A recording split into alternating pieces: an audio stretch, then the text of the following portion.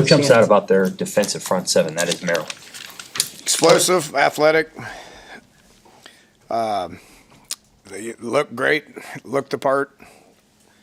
You guys are, well coached, and they play hard. They play with intensity, and they're very athletic. So, once again, be a tremendous challenge for us to continue to improve. Times in the game last week we improved, and times in the game last week we did not improve. We all saw that. So it's another opportunity to go out there and get better. I mean, it's Big Ten football that's going to be challenging every week. We know that. We realized that last week was challenging, and I was proud of how we worked ourselves out of some things to finish the way that we finished. Talk about one-score games all the time. That one wasn't, So, got to travel and go up there and play an opponent on their field, and a good opponent on their field. I'm sure they're going to be motivated with how that fourth quarter went for them last week, and we will prepare and expect their best. Coach, that 25-play stretch where you guys had the 19 yards, have you ever been a part of a stretch like that? And how do you keep your composure when it felt probably like a long period of time? Yeah, it's tough. Ironically enough, the last time I experienced that was 2013 at Maryland. Hadn't been through a two-quarter stretch like that. That was tough. There is a lot that went into it. I can give you a bunch of excuses, but at the end of the day, it's about just executing, and we didn't do that. Every play that we called, and there's an explanation for what went wrong on every play. And whether it was one guy or whether it was a bad call or, somebody got whipped or somebody busted an assignment or whatever it was, you can pinpoint what went wrong on every single play, and so that's our job as coaches. But it was challenging. We just had so much momentum, and that first drive, we 3-and-outed them, and first drive was an outstanding drive. We actually converted three third downs on that drive. They gave us credit for 2 because we took the penalty, but Luke had got the first down on that. So we converted 3 first downs and then punched it in, when we're in the low red zone. So we were excited to see that. Then we sat there on the sidelines for 30 minutes, and we got more momentum, which was awesome, and crowd was into it and we were feeling it. And then we next time we go out there 30 minutes later was after an explosive play by Jacory. The one thing that saved us in the second quarter is our field position was just as good as it possibly can be, with the punt return and a couple of turnovers and all that. So we had just outstanding field position. Now the problem is offensively we went backwards, but that helped save field position. It didn't give them great field position. Credit to our defense, who I thought played outstanding. Credit to our special teams, which played outstanding and gave us really good field position, but we just sucked. Okay, but it didn't kill the team, because of field position, but typically when you have something like that, it happened 2 times. You have a game-changing play. You usually go out there and attack. Okay, and I called 2 plays to score. And we had Dane running wide open for a touchdown. We had Jacory running wide open for a touchdown. Had a MA at left tackle, and then we had a MA at running back, which caused sacks. And so we were going backwards. It just seemed like everything we were doing was going backwards. And so we get it to I think his third quarter, we get it to a 3rd and 1. And then Justin was our player of the game. He's played amazing, but he got a 15-yard penalty. I mean, that forced 3rd and 16. So just too many long yardage third downs that killed drives for 2 quarters, and it was dire. Both those quarters were going into the wind. It's not the last time that we're going to face wind. It's not the last time we're going to face weather. It's not the last time that we're going to face adversity. It just when that happens, it snowballs.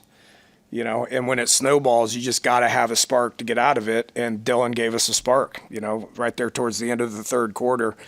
Didn't look like the wind affected that pass, but Jacory, he ad-libbed because the inside receiver didn't clear it the way he was supposed to.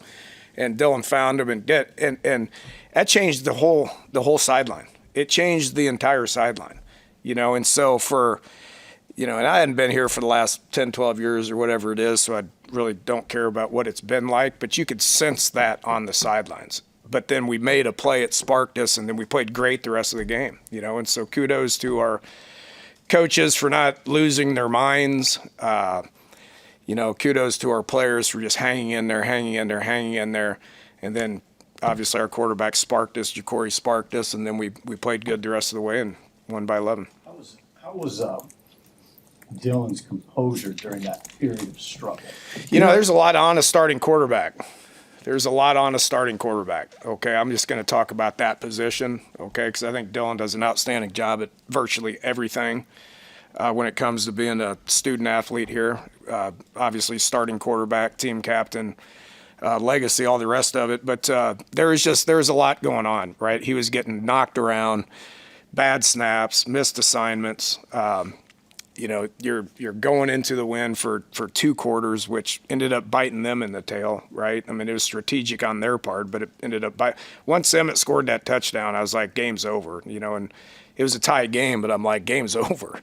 We all knew it was over, and so, you got the pressure of the crowd, you got the pressure of him just wanting to be great, and so there's a lot on his head, and when he's getting the crap knocked out of him, I mean, you're going to get loopy. And he was loopy, and he didn't play the way that he knows that, and we all know that he can play. But I'm just so proud of him for snapping out of it. And, he got hit again, and then the very next play, he threw that pass, So, he needs to continue to handle it professionally, which I know he will. But there's just a lot on that position. When it starts snowballing like that, and you're the one that's getting the crap knocked out of you, it's tough.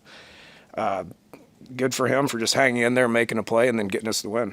You mentioned the one MA at left tackle, but how did you see Elijah and Gunner come through that game at their spots? They just got to keep improving every day, man. I mean, we just made that decision to, go with those guys. There's older people behind them that know more, but those guys are younger and they're the future, So they had a good day out there today, and they just need to put their head down. We got to coach them hard, and I think they're just going to get better every week.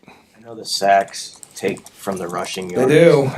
do. Okay, so let's talk about running the ball, right? And so, it's hard to call more runs when you're going backwards.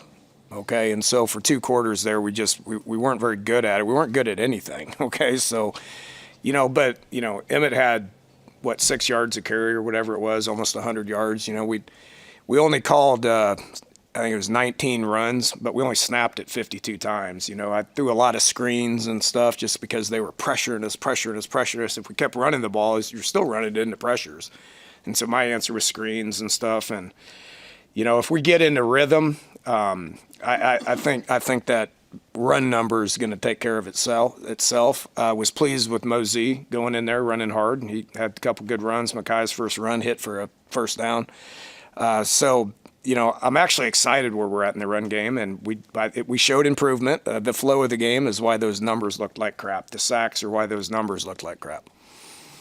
You mentioned Mosey, and it felt like on Saturday there were a lot more of those 2 running back sets, 2 running back looks. I know you in preseason you mentioned you were intrigued about those packages. What do you like about what that look is just giving you guys, and what type of advantages it gives you? Well, Emmett's playing so good, right? And in a game like that where you only snap it 52 times, I mean, he couldn't wait to just get back out there. He wasn't tired, right? And so I did that, and we had that issue in the Michigan game in Cincinnati because he's just such a good player, and so that just gives me an opportunity to get those 2 guys out there, and so if I feel like he needs a break, then I just call 20 personnel and that gets him out, and so that's how I've been approaching it. But it does balance up the defense. There's, been running 2 back sets for 32 years since I've been doing this, and so I think it's just something different that the defenses don't see very much. So I think it's a great package, and you can be very versatile with what you do with it, especially with a guy like Mosey that can be back there, motion out, we can bump him into the slot. He can do some slot stuff because he's played that position as well. How's Carter Nelson coming along? What more have you seen from him? Yeah, it's just the same conversation of just you got to get better every day, bro. And I thought last week was his best week of practice. You know, we wanted to get him in the game. Same conversation. Luke's playing. I thought Heinrich played the fastest that he's played since I've been here. So that was encouraging as well. So those two guys continuing to play, at a high level and elevating their play. So, Carter's the young one, and so he's got to focus on himself and what he does at practice to earn reps, and be ready when needed. Made a great play on the scoop and score. That was cool. Like, you didn't do anything, but I mean, what a play by Kahn. I mean, that we all saw that, man. I got attacked by Eckler. I was one of the victims. And so I saw that. I didn't see Carter, so I didn't even know who scored. And I asked who scored, and Sat goes, "It was Carter. Go over there and rip his tail because you did an X factor when you crossed the." I thought that was funny. When it comes to the issue of giving up sacks, how much of it do you put on the offensive line versus Dylan and then versus the receivers not getting open? It's everything. It's everything. That one time, as I pointed the finger at the O-line, it's everything. It's the entire offense. One of the sacks, it was a bad play call. Now we just got kind of beat, right? But I can prevent that in that setting. When Dylan got beat after, we would have scored, and we went backwards. Okay, it was a bad play, bad loss. I shouldn't have called the play I did, which forced 5-man protection. Tackle gets beat, and there's another negative play. So just compounding plays. That's on me. The running back. There's one on him. The receiver's got to continue to get open quickly, and then, Dylan. There a couple. One. I know at least one of them was on Dylan. We had a wide open end cut, and he didn't trigger it. Just got to be in the proper headspace and get rid of the ball. So it's just absolutely everything. Try to pressure you. Oh yeah, yeah. Yes, especially this bunch. They got those, the 29 and 9 off the edge. Young kids. I've never seen young kids like that with that much explosion. The backers will, they're gonna bring them. They line one of them up at end in passing situations. There's the inside guy, number 10, who I actually know. His grandma was my secretary, ironically enough. Kid was a quarterback in high school. He turned into their best D lineman. Proud of him. He was in the office a lot, but they're gonna pressure, and we got a big challenge ahead of us, and I'm excited about that challenge. Can we improve to the point to where we can protect the quarterback? My job is to protect the quarterback. I got to put him in position to get the ball out. I got to get those guys to protect him.